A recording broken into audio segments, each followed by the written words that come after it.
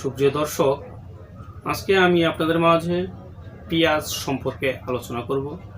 এটি বহু পরিচিত এবং স্বনামধন্য নামকরা একটি মশলা। আমাদের দেশে এটিকে স্বর্ণের সাথে তুলনা করা চলে, কেননা এমন কিছু সময় যায় 30 টাকার পেঁয়াজ 100-150 টাকা হয়ে যায়।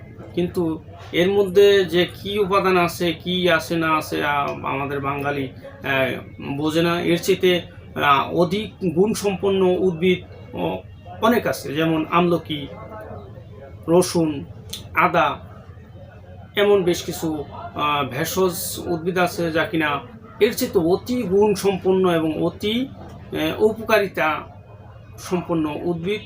সেগুলো নিয়ে কারো মাথা ব্যথা নেই, এই পেঁয়াজ নিয়ে উড়াউড়ি পারাপারি। যাই হোক, আমার প্রসঙ্গ আজকে ওই দিকে নয়। মূলত এই পেঁয়াজের সম্পর্কে বেশ কিছু আলোচনা করব। পেঁয়াজ মূলত এটি বাংলা নাম, এর ইংরেজি নাম অনিয়ন। এটি মূলত অলিয়াম কাপা নামক বৈজ্ঞানিক নাম। এটি ব্যবহৃত হয়ে থাকে কন্দ বা মূল। এটি মূলত এর মধ্যে গুরুত্বপূর্ণ কার্যকরী উপাদান যেটি বিদ্যমান, এটি এলিসিন নামক এক ধরনের উপাদান এর মধ্যে রয়েছে।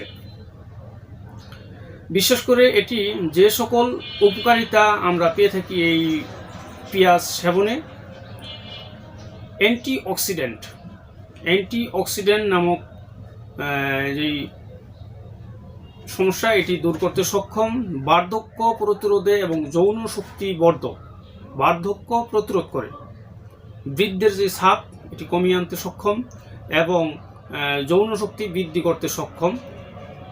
বিশেষ করে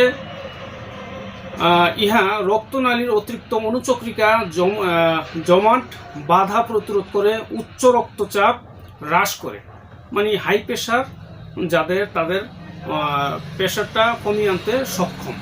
তাছাড়া হার্ট অ্যাটাকের ঝুঁকিও কমিয়ে আনতে সক্ষম এই রসুন মূলত সেবনে গন্ধ মুখে আসে, তাই ইচ্ছা করলে আপনারা এর বিভিন্ন খাদ্য পদ্ধতি আছে, আপনারা ওই খাদ্য পদ্ধতি অবলম্বন করে আপনারা এই খাদ্যগুলো সেবন করতে পারেন।